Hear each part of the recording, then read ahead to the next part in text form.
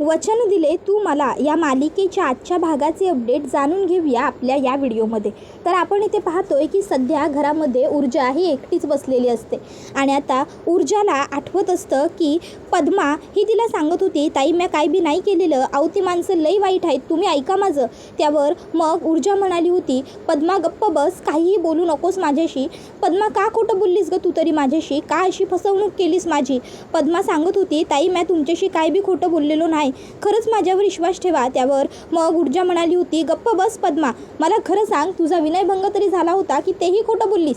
इतक्यात आता त्या ठिकाणी आई आलेली असते। आता आई आल्यावर मग ऊर्जा डोळे वगैरे पुसते, त्याबरोबर ती तिच्या शेजारी बसते। आता ऊर्जा ही काहीच बोलत नसते। मग पद्मा तिला विचारते, काय ग, काही कळालं का, कुणी भरले होते ते पैसे किंवा काय, समजलं का काही? त्यावर मग ऊर्जा म्हणते, आई कोणीतरी गमरे म्हणून आहे, आत्माराम गमरे, त्याने केलं हे सगळं असं समजलं। त्यावर आई विचारते, आत्माराम गमरे, चला बरं झालं एवढी माहिती तरी तुला मिळाली। आता एवढी माहिती मिळाली आहे म्हटल्यावर तुला पुढे हा माणूस कोण आहे, कुठून याने हे सगळं केलं, का केलं, कुणाच्या सांगण्यावरून केलं, हे सगळं शोधून काढता येईल। बरं ते सगळं सोड, पण ही माहिती तुला कशी मिळाली, कुठून मिळाली ऊर्जा? आता ऊर्जा काहीच बोलत नसते। आई तिला पुन्हा विचारते, ऊर्जा मी काय विचारते तुला, तुला ही सगळी माहिती कशी मिळाली, कुठून मिळाली? त्यावर ऊर्जा म्हणते, मला ते पद्मा आली होती त्याबरोबर। पूर्वा म्हणते, पद्मा, बरं ठीक आहे, पण मला एक गोष्ट सांग, पद्माला ही सगळी माहिती कुठून मिळाली, तिला कोणी सांगितलं ह्या सगळ्याबद्दल? त्यावर आता ऊर्जा आईला काहीच उत्तर देत नाही आणि उत्तर न देताच ती तिकडनं चाललेली असते। त्याबरोबर पद्मा पुन्हा मागून ऊर्जाला थांबवते आणि म्हणते, ऊर्जा काय विचारते मी तुला, पद्मा आली होती हे तू मला बोललीस, पण पद्माने नक्की कसं मिळवलं हे सगळं, कुठून मिळाली तिला ही सगळी माहिती, कुणी दिली? त्याबरोबर मग ऊर्जा म्हणते, शौर्यने, शौर्य गेला होता तिच्याकडे। आई मला कसं कळलं नाही की शौर्य मला फसवतोय? तुला माहिती आहे मी कितीतरी वेळा शौर्यला पद्माच्या घरी येताना बघितलं होतं, तरी मला कळलं नाही। अगं कसं कसं मला समजलं नाही? अगं पद्मा त्यांच्या घरी काम करत होती, म्हणजे तिला नक्की ही गोष्ट माहीत होतीच ना पूर्वीपासून की शौर्य हर्षवर्धन जहागीरदारांचा मुलगा आहे। आई सगळ्यांनी मिळून फसवलं ग मला, ट्रॅप केलं मला, का आई हे सगळं केलं त्यांनी? मला खूप त्रास होतोय ग आई या गोष्टींचा आता। त्याबरोबर आई पद्माला तू हे सगळं बोललीस का असं ऊर्जाला विचारते। त्याबरोबर मग ऊर्जा म्हणते, मी त्यावर आई म्हणते, काय विचारते मी, तू पद्माला ह्या सर्व गोष्टी बोललीस का, तू तिला ह्या सर्वाबद्दल काही सांगितलंस का? त्यावर मग ऊर्जा म्हणते, हो आई बोलले मी पद्माला की फसवलं आहे तुम्ही सगळ्यांनी मिळून, मला खोटं वागलं आहे तुम्ही सगळेजण, माझ्याशी फसवलं तुम्ही। तुला माहिती होतं की जर शौर्य हर्षवर्धन जहागीरदारांचा मुलगा आहे तर तू मला आधी का नाही सांगितलंस, तू पण त्या सगळ्या कटात सामील होतीस, असं सगळं बोलले मी आई तिला। त्याबरोबर मग आई म्हणते, बरं पुढे आणखीन काय बोललीस तू ऊर्जा तिला? त्यावर ऊर्जा आता गप्प असते। आई म्हणते, ऊर्जा काय बोललीस तू आणखीन, सांग मला। त्याबरोबर मग ऊर्जा म्हणते, त्यावर आई ऊर्जाच्या जवळ जाते आणि म्हणते, ऊर्जा बाळा बोल, काय बोललीस तू अजून, सांग मला काय झालं? त्यावर मग आता ऊर्जा रडते। त्यावर आता लगेचच पूर्वा तिला स्वतःकडे फिरवते आणि म्हणते, ऊर्जा काय बोललीस तू अजून, सांग मला काय झालं? त्याबरोबर मग ऊर्जा म्हणते, आई माझ्या तोंडून पटकन निघून गेलं की नक्की तुझा विनयभंग तरी झाला होता की तेही खोटं होतं? तर दुसऱ्या बाजूला आता इकडे पद्मा ही एकटीच रडत बसलेली असते। ऊर्जा जे बोललेली असते त्यामुळे पद्माला खूपच वाईट वाटलेलं असतं। इतक्यात त्या ठिकाणी दिव्या येते। दिव्या लगेच पद्माला म्हणते, अगं पद्मा काय गं, रडतेस का? तशी बिचारी पद्मा घाईघाईने उठते। आता तिच्या भावाने जो काही बेडवरती कपड्यांचा वगैरे थोडा पसारा टाकलेला असतो ते सगळं ती एका बाजूला ठेवते आणि म्हणते, दिव्याताई ह्या ना बसा। त्यावर दिव्या म्हणते, अगं असू दे पद्मा, एवढं काय, बस तुला बसण्याची गरज आहे, तू बस। काय झालं, तू रडतीयस का, तुला कोणी काही बोललं आहे का पद्मा? पद्मा नकारार्थी मान डोलावते। त्यावर दिव्या म्हणते, पद्मा अगं काय गं, काय ही अवस्था करून घेतली आहेस तू स्वतःची, एकदा बघ स्वतःकडे। पद्मा अगं तुझी नोकरी तर गेलीच, पण त्याबरोबर तुझे हालही व्हायला लागले गं। अगं कशाला ह्या कोर्ट कचेरीच्या भानगडीत पडलीस? तुला काय वाटतं ऊर्जा ही केस जिंकेल? अगं नाही होणार असं। त्यावर मग पद्मा म्हणते, नाही असं नाही होणार, ऊर्जाताई नक्की केस जिंकणार दिव्याताई। त्याबरोबर मग दिव्या म्हणते, पद्मा अगं ऐक माझं, ती धाकटी बहीण आहे माझी, लहानपणापासून मी ओळखते तिला, तुझ्यापेक्षा जास्त माहिती आहे मला तिच्याबद्दल। मी जे बोलते ना तेच खरं आहे. ती ही केस नक्की नाही जिंकू शकणार. बरं, ऊर्जाचं सोड, ऊर्जावरती तुला विश्वास आहे, पण बाबांचं काय? बाबांना सुद्धा तू ओळखतेस ना कितीतरी वर्ष. तुला माहिती आहे बाबांची सवय कशी येते. तुला वाटतंय का की बाबा केस हरतील आणि ऊर्जाला जिंकू देतील म्हणून? नाही ग, नाही. बाबा नक्कीच जिंकतील. माहिती आहे ना तुला, आजपर्यंत ते एकही केस हरलेले नाही आहेत. आता मात्र पद्माला ही गोष्ट पटते. त्यानंतर दिव्या म्हणते, जाऊ दे, तुला आणखीन एक गोष्ट सांगितली असती, पण तुला काहीही सांगितलं तरी पटणार नाही. तू तर त्या ऊर्जाला अगदी देवासारखं पुजतेस ना. मग काय, मी तुला काहीही सांगितलं तरी फरक कुठे पडणार आहे तुला? त्यावर पद्मा म्हणते, ताई सांगा ना, काय सांगणार होतं तुम्ही, बोला ना. त्याबरोबर मग दिव्या म्हणते, अगं पद्मा, अगं ही केस ऊर्जा मनापासून लढतच नाही आहे. त्यावर पद्मा म्हणते, काय? त्यावर मग दिव्या म्हणते, अगं हो, म्हणजे तुला काय वाटतं ऊर्जा हे सगळं काही तुझ्यासाठी करते? नाही पद्मा, नाही. मग पद्माचे दोन्ही हात पकडत दिव्या तिला म्हणते, हे सगळं ऊर्जा स्वतःसाठी करते. हो खरंच. त्याबरोबर दुसऱ्या बाजूला इकडे ऊर्जा रडत असते. ऊर्जा म्हणत असते, आई माझं चुकलं गं, मी खरंच असं पद्माला नको बोलायला हवं होतं. माझ्याकडून खूप मोठी चूक झाली, पण मी काय करू? मी बोलून गेल्याच्या नंतर माझ्या लक्षात आलं की मी केवढी मोठी चूक केली आहे ते. आई, मला असं नव्हतं बोलायचं. त्याबरोबर मग आई म्हणते, ऊर्जा, अगं तू असं का बोललीस? ऊर्जा म्हणते, आई मी रागाच्या भरात चुकून पटकन बोलून गेले गं. मला कळलं नाही की मी नेमकं काय बोलते आणि माझ्या तोंडून चुकून ते शब्द बाहेर पडले. त्यावर मग लगेचच आता पूर्वा म्हणते, ऊर्जा अगं पण तुला असा प्रश्न पडलाच कसा? त्याबरोबर मग ऊर्जा म्हणते, आई चुकलं गं माझं. अगं मीच पद्माची मेडिकल टेस्ट केली होती. तिच्या अंगावरच्या त्या सगळ्या जखमा, ते सगळं पाहिलं होतं गं मी आई. तरीही मी असं का बोलले मला कळलंच नाही गं. त्यावर मग पद्मा, हिचीसुद्धा काहीतरी मजबुरी असू शकते ना ऊर्जा. अगं ऊर्जा, ही श्रीमंत माणसं कोणाचीच नसतात. अगं त्या लोकांनी पद्माला घाबरवलं असेल, पद्माला तिच्या भावाच्या आणि तिच्या जीवाची भीती वगैरे घातली असेल गं. मग सांग, ती बिचारी पोर काय करणार? ऊर्जा, अगं पद्माचा सगळ्यात जास्त विश्वास सध्या तुझ्यावर आहे आणि तुझासुद्धा पद्मावर असणं खूप गरजेचं आहे. आणि त्या सगळ्यामध्ये जर तुमच्यात हे असे गैरसमज झाले तर कसं चालेल? ऊर्जा म्हणते, आई अगं पण पद्मा माझ्यापासून का या गोष्टी लपवत होती? त्यावर मग आता आई म्हणते, अगं ही श्रीमंत लोक कोणाचीच नसतात ऊर्जा, खरंच. अगं आपल्यासारख्या गरीब माणसांना तर म्हणजे यांना काही घेणं देणंच नसतं आपल्याबरोबर. पद्मासुद्धा गरीब आहे का आपल्यासारखीच ऊर्जा? विचार कर थोडा तिच्या बाजूने विचार कर. अगं एका धाकट्या भावाची जबाबदारी आहे तिच्यावर. मग तिने या सर्व परिस्थितीत काय करायचं होतं? तुला काय वाटतं तिने तुला सर्व गोष्टी जाणून बुजवून जाणीवपूर्वक सांगितल्या नाही? हां अगं असं नाही आहे ऊर्जा, तुला माहिती आहे आत्ता ती भेटली होती मला घरी जाताना. खूप अस्वस्थ आहे गं ती. तू जे काही बोलली आहेस ना त्या गोष्टींमुळे तिला खूप वाईट वाटलं आहे, खूप दुःख झालं आहे बाळा तिला. अगं तिची आशा आहेस तू, आणि जर तूच तिला असं बोललीस तर तिला किती त्रास झाला असेल. ऊर्जा म्हणते, आई सॉरी गं, मला नव्हतं बोलायचं, पण रागाच्या भरात बोलून गेले. मी नंतर पद्माला थांबवतसुद्धा होते, थांबवण्याचा प्रयत्नही केला, पण ती नाही गं थांबली. त्याबरोबर मग आईला ती विचारते, आई आता मी काय गं करू? त्यावर आई म्हणते, काय करू म्हणजे काहीतरी करावं तर लागेलच ना. त्यावर ती म्हणते, आई मग मी एक काम करते, मी जाते आणि पद्माबरोबर तिच्या घरी जाऊन बोलते, मी तिला सॉरी बोलते, माझ्याकडून चूक झाली तिला सांगते. त्यावर मग आई म्हणते, बरोबर आहे बाळा. तर दुसऱ्या बाजूला इकडे आता दिव्या ही म्हणत असते, अगं हो खरंच मी खरं बोलते, ऐक माझं. ऊर्जा ही केस मनापासून लढत नाही आहे पद्मा. अगं तिला फक्त पब्लिसिटी मिळवायची आहे. हा सर्व पब्लिसिटी स्टंट आहे. बघितलंस ना, 5 लाख रुपये घेतलेत तिने तिच्या अकाउंटवर. त्यावर मग पद्मा म्हणते, नाही खोटं आहे ते सगळं, ऊर्जाताईंनी पैसे घेतलेलेच नाही आहेत दिव्याताई, अहो खोटं आहे ते सगळं, मला माहिती आहे. त्याबरोबर दिव्या म्हणते, बाप रे, एवढा विश्वास आहे का तुझा त्या ऊर्जावर? अगं पण ती माझी धाकटी बहीण आहे ना, तुझ्यापेक्षा तरी जास्त चांगलं मी ओळखत असेल की नाही तिला पद्मा? अगं पद्मा, मला तुझी काळजी वाटते म्हणून सांगते तुला. हे बघ, तुझी नोकरी तर गेलेलीच आहे, त्यात जर तू असं वागलीस तर कसं व्हायचं तुझं? बघ काय झालं, त्या विक्रांतला अटक झाली गं, पण नंतर काय, शेवटी तो सुटून तुरुंगातनं बाहेर आला. आणि तुला काय मिळालं? तुला मिळाली पुढची तारीख. आता पुढच्या तारखेला तरी काय होणार आहे गं पद्मा, अगं तुला फक्त तारखांवर तारखा मिळत जातील आणि नंतर तू ही केस हरशील. या सगळ्याने पद्मा होईल तर शेवटी फक्त तुझी बदनामी होईल गं. नंतर भविष्यात जाऊन तुला या सर्व गोष्टींचा त्रास होईल.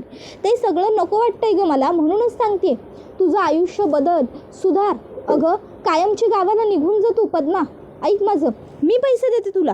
किती पैसे पुरतील तुला तुझ्या आयुष्यासाठी? हां, किती पैसे हवेत तुला सांग. तिकडे गावाला जाऊन तुझ्या भावाला शाळेत घाल, तिकडे त्याला शिकव, सगळं तुझं व्यवस्थित होईल. पुन्हा मुंबईचं तोंडही बघू नकोस तू पद्मा. किती पैसे हवेत सांग मला तू फक्त. किती पैसे लागतील तुला? 50,000, 1 लाख, 1.5 लाख, 2 लाख? मी 2 लाख रुपये देईन तुला पद्मा, 2 लाख. पण मग तू इकडनं कायमची तुझ्या गावाला निघून जा आणि पुन्हा कधीच मुंबईकडे वळून पाहू नकोस. खरंच कायमची तिकडेच राहा आणि सुखाने आपलं आयुष्य व्यतीत कर गं पद्मा. मला खरंच तुझी काळजी वाटते म्हणून मी हे सगळं समजून सांगते तुला. खरं तर दुसरीकडे ऊर्जा म्हणत असते, आई मला पद्माला एवढं बोलायला नको होतं. मी एक काम करते, मी आजच पद्माबरोबर बोलून घेते. मी जे काही तिला दुखावलं आहे त्यासाठी तिची माफी मागते. मला कळत नाही आई मी काय करू. माझं डोकं ना पूर्ण असं भंजाळून गेलं आहे आणि त्यामुळे मी अशी वेड्यासारखी वागते गं. त्याबरोबर आई लगेचच आता ऊर्जाला जवळ घेते आणि म्हणते, बाळा तुला शांत होण्याची गरज आहे, खूप गरज आहे तुला शांत होण्याची. शांत हो बाळा, शांत हो, रडू नकोस, शांत हो.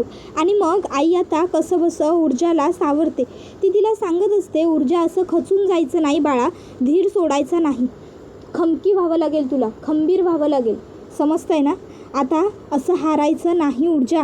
त्याबरोबर ऊर्जा आता डोळे वगैरे पुसते.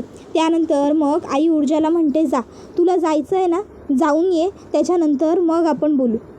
जा बाळा, पद्माला जाऊन भेट. सध्या तुझ्यामध्ये आणि पद्मामध्ये अजिबात गैरसमज होता कामा नये. तुमचा दोघींचाही एकीमेकीवर भरपूर विश्वास असणं गरजेचं आहे. कारण तुम्ही दोघीच जणी आता एकीमेकीचा आधार आहात. समजतंय ना तुला. बिचाऱ्या पद्माला किती वाईट वाटलं आहे माहिती आहे तुला. जा तू तिच्याशी बोल, तिला समजून सांग, तुला नेमकं तसं म्हणायचं नव्हतं हे पटवून दे. त्यावर ऊर्जा म्हणते, हो आई, मला इन्स्पेक्टर साहेबांनी भेटायला बोलवलं आहे ना, मी तिकडे जाते आणि तिकडून तशीच ताबडतोब पद्माच्या घरी जाते. आई म्हणते, बरं चालेल, तुला जसं वाटेल तसं कर, पण जे बोलशील ते आत्ता विचारपूर्वक आणि सांभाळून बोल. पुन्हा असं बोलू नकोस बाळा, पद्माला वाईट वाटेल असं काही करू नकोस. आधीच ती खूप दुखावली गेली आहे, माहिती आहे ना तुला सगळं. त्यावर मग ऊर्जा म्हणते, हो गाई, मला सगळं कळतं आहे, पण काय करू. मला जो झालेला त्रास आहे ना, त्यामुळे मला ना ह्या सर्व गोष्टी म्हणजे काय करावं ते समजत नाही आहे गं. पण सॉरी, माझं चुकलं आहे आणि मी माझी चूक कबूल करायलाच हवी. मी जाईन आज आणि भेटेन तिला, मी बोलेन तिच्याशी. तू काळजी नको करूस आई.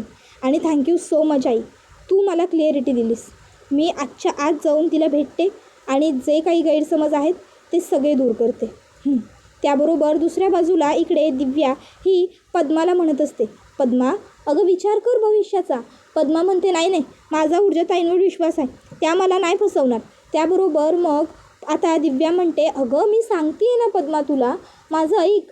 अगं जरी तू केस हरलीस तर तू काय करशील, तुझी किती बदनामी होईल माहिती आहे का पद्मा तुला. अगं लोक किती प्रश्न विचारतील तुला.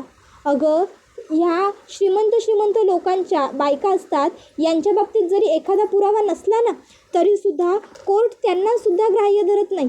तर तू काय गं, तू तर बिचारी गरीब मुलगी आहेस, मग तुझं कसं होईल विचार कर ना थोडासा. पद्मा अगं मी जे काही बोलते आहे ना ते तुझा विचार करून, तुझ्या भल्याचा विचार करून बोलते.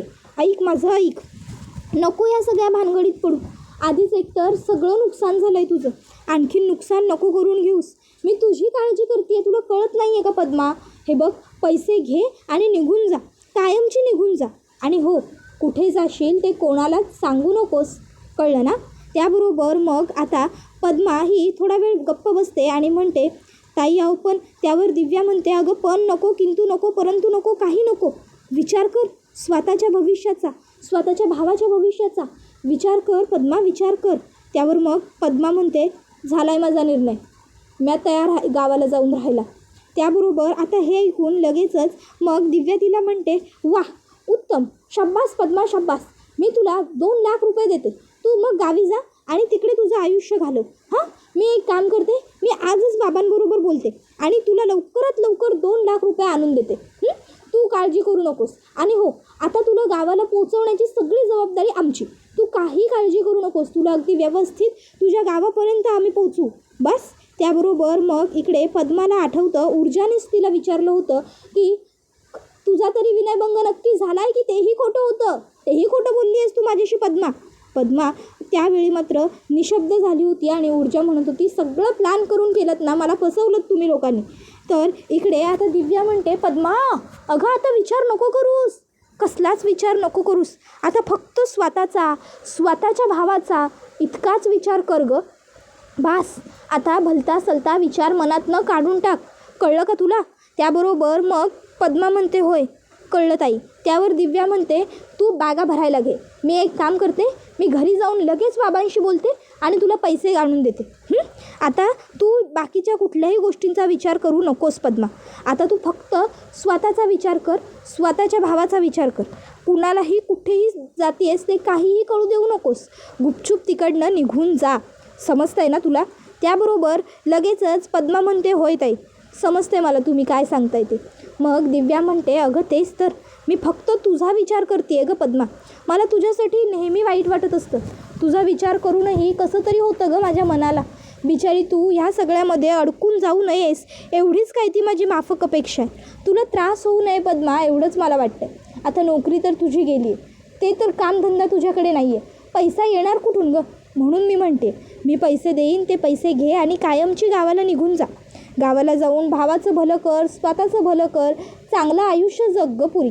त्याबरोबर मग पद्मा म्हणते, होय ताई बरोबर आहे तुमचं, म्या इथं नगच राहिला, म्या गावालाच गेलेलं परवडेल, म्या गावालाच जाईन. त्याबरोबर मग दिव्या म्हणते, बस आता तू ठरवलं आहेस ना, आता पुन्हा माघार घेऊ नकोस, स्वतःच्या निर्णयावरती ठाम राहा, समजलं ना. आणि काळजी घे, घाबरू नकोस, मी आहे तुझ्याबरोबर, तुझ्या साथीला. त्याबरोबर मग आता पद्मा म्हणते, होय ताई पण नक्की जाऊ नो गावाला. त्याबरोबर दिव्या म्हणते, अगं ऑफकोर्स जा, खरंच अगं या सगळ्यापासून तुझी सुटका होईल, एकदाची मोकळी होशील गावाला जाऊन, कळतंय का तुला. त्यावर पद्मा म्हणते, होय बरोबर आहे ताई तुमचं, मी गावाला जाणंच योग्य आहे, बरोबर आहे, मला गावाला जायला हवं, मी जाते गावाला, असा विचार आता पद्मा करते. त्याबरोबर ती दिव्याला लगेचच म्हणते, चालेल ताई मी निघते, म्हणजे तयारीला लागते आता. त्यावर मग दिव्या ही तिकडनं निघून जाते. तर इकडे दुसऱ्या बाजूला आता संध्याकाळी पद्मा हिला भेटण्यासाठी ऊर्जा घरातनं बाहेर पडत असते. त्यावेळी आता शौर्य तिकडे येतो आणि शौर्य हा आता ऊर्जाला म्हणत असतो, ऊर्जा मला तुझ्याशी बोलायचं आहे. ऊर्जा म्हणते, काय करतोयस तू इकडे. हे बघ शौर्य, ताबडतोब इकडनं निघ, मला तुझ्याशी काहीही बोलायचं नाही आहे, जा इकडनं. शौर्य म्हणतो, ऊर्जा अगं असं का करतेस, ऐक ना माझं. त्यावर ऊर्जा म्हणते, काय गरज होती पद्माकडे तो कागद देण्याची. शौर्य म्हणतो, अगं ऊर्जा तो कागद मी तुला दिला कारण आता तू त्या माणसापर्यंत पोहोचू शकशील. त्यावर ऊर्जा म्हणते, वाव यार, ही स्ट्रॅटेजी ना तुमची एक नंबर आहे, म्हणजे माणसाला स्वतः खड्ड्यात ढकलायचं आणि नंतर त्याला हात देण्याचं नाटक करायचं. त्यावर शौर्य म्हणतो, ऊर्जा अगं काय बोलतेस तू हे. ऊर्जा म्हणते, सांग ना, कुठला मुलगा आपल्या बापाच्या विरोधात जाऊन एका परक्या मुलीला मदत करेल. शौर्य तिचे खांदे धरायला जात असतो आणि तिला म्हणत असतो, ऊर्जा तू परकी नाही आहेस, तू माझी आहेस, असं तो बोलतो. त्यावेळी ऊर्जा त्याचे हात धुडकावून लावते आणि त्याला म्हणते, बास शौर्य हर्षवर्धन जहागीरदार, बास, पुन्हा हे बोलू नका. आणि जर एवढीच मदत करायची हौस होती ना तुला मला, तर मग डिरेक्टली त्या माणसाला जाऊन भेटायचं होतंस, त्याला माझ्यासमोर आणायचं होतंस ना, तुझ्या वडिलांचा माणूस आहे ना. मग नाही शौर्य, नाटक आहे हे सगळं.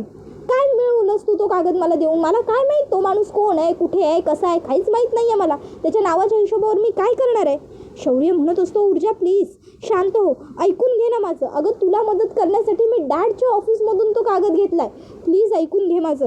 ऊर्जा म्हणत असते, शौर्य मला तुझ्याशी बोलायचं नाही आहे प्लीज, आणि माझ्या चाळीच्या आसपास सुद्धा दिसू नकोस हा, नाहीतर माझ्या इतकं वाईट कोणी नसेल, एवढं लक्षात ठेव. शौर्य म्हणतो, ऊर्जा तू का ऐकून घेत नाही आहेस माझं. अगं जर तू ऐकलंच नाहीस तर मी कसं समजून सांगू तुला, कसं पटवून देऊ माझं मत. ऊर्जा म्हणते, मला काही ऐकायचंच नाही आहे शौर्य तुझं. आणि अरे त्या बिचाऱ्या गरीब पद्माला कशाला घेतलंस रे तुझ्यामध्ये ओढून. तुम्ही तर सगळे खोटारडे आहातच रे, तुम्ही तर फ्रॉड आहातच, पण त्या बिचाऱ्या पद्माचा तरी विचार कर रे, तिला तरी सोड ह्या सगळ्यातनं, तिला तरी खेचू नको या सगळ्यात, तिला वेठीस धरू नकोस. शौर्य म्हणतो, मी पद्माला वेठीशी धरत नाही आहे. ऊर्जा ऐकून घे माझं, मी जे केलं ना ते तुझ्यासाठी केलं, तुला मदत म्हणून मी पद्माला. त्यावर ऊर्जा म्हणते, बास, हर्षवर्धन जहागीरदारांचा मुलगा आहेस तू, ही गोष्ट मी विसरू शकत नाही, आणि त्यामुळे मला तुझी कुठलीही मदत नको आहे. माझं काय करायचं, काय व्हायचं आहे ते बघून घेईन मी. आजच्या नंतर मला तू माझ्या चाळीच्या आसपाससुद्धा नको आहेस, त्यामुळे मला भेटण्याचा प्रयत्न तर बिलकुल करू नकोस, समजलं. शौर्य पुन्हा इथे दिसणार नाहीस तू, याची काळजी घे. शौर्य म्हणतो ऊर्जा अगं पण. ऊर्जा म्हणते बास एक शब्दही बोलू नकोस याच्या पुढे प्लीज. आता ऊर्जाच्या डोळ्यातला राग शौर्यला अगदी व्यवस्थित दिसत असतो. ऊर्जा म्हणते ही नाटकं ना तुमची माझ्यासमोर करू नका तुम्ही लोक, समजलं ना. एक नंबरचे खोटारडे आहात तुम्ही सगळे. तुम्ही ठरवून प्लॅन करून प्लॉट केलं होतं सगळं. मला ठरवून फसवलं आहे तुम्ही. माझ्या अकाउंटला पैसे ठरवून पाठवले गेले होते. मला वाटतंय की ह्या सगळ्यात तुझासुद्धा हात असेलच. असो जाऊ दे, मला आत्ता या विषयावरती बोलायचंच नाही आहे. एवढं बोलून ऊर्जा रागारागात तिकडनं निघून जाते. शौर्य मागून तिला हाक मारत असतो, ऊर्जा ऊर्जा ऊर्जा अगं थांब, ऊर्जा ऊर्जा. पण ऊर्जा काही थांबत नाही. ऊर्जा थेट तिकडनं निघूनच जाते. शौर्य म्हणत असतो, ऊर्जा अगं कसं कळत नाही आहे तुला, का समजत नाही आहे की माझं तुझ्यावरती प्रेम आहे. ऊर्जा तू परकी नाही आहेस माझ्यासाठी, खरंच गं. ऊर्जा तू माझी आहेस आणि म्हणून मी तुझ्यासाठी हे सगळं करतो आहे. का समजत नाही आहे तुला आणि कधी समजणार आहे हे तुला. तू परकी नाही आहेस ऊर्जा, तू परकी नाही आहेस, तू माझी आहेस तू. पण कसं सांगू आहे मी तुला. तर दुसऱ्या बाजूला आता पद्मा ही ऊर्जाच्या घरी गेलेली असते. पद्मा ऊर्जाला समजावण्याचा प्रयत्न करते, पण ऊर्जा तिला सांगते की पद्माला समजवण्याचा प्रयत्न करते, पण पद्मा तिला सांगते की मला ताई ही केस आत्ता मागे घ्यायची आहे आणि माझा निर्धार झाला आहे. तर दुसऱ्या बाजूला दिव्या आता हर्षवर्धनला येऊन सांगते, बाबा पद्मा केस मागे घ्यायला तयार झाली आहे. त्याबरोबर हे ऐकून हर्षवर्धन खुश होऊन जातो. तर दुसऱ्या बाजूला आता इकडे शौर्य म्हणत असतो, ऊर्जा तू माझी आहेस आणि तू मला हवी आहेस माझ्या आयुष्यात, हवी आहेस.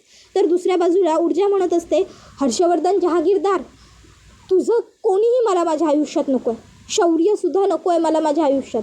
मला शौर्याच्या आठवणींमधून सुद्धा आता बाहेर पडायचं आहे. त्याबरोबर हा व्हिडिओ इथेच संपतो. व्हिडिओ आवडला असेल तर व्हिडिओला लाईक करा, चॅनलवर नवीन असाल तर चॅनलला सबस्क्राईब करा आणि बेल आयकॉन आठवणीने प्रेस करा. पुढचा व्हिडिओ येईपर्यंत टाटा बाय बाय, धन्यवाद, take care all of you.